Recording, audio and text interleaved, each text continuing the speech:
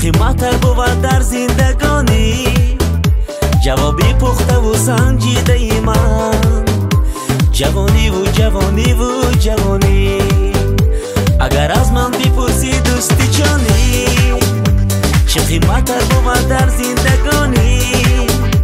جوابی پخته و سنجیده ای من.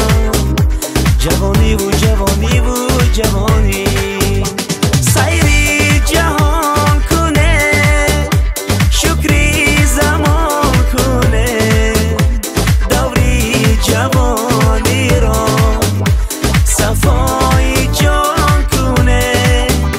سیری جهان کنه، شکری زمان کنه، دوری جوانی را صفای جان کنه.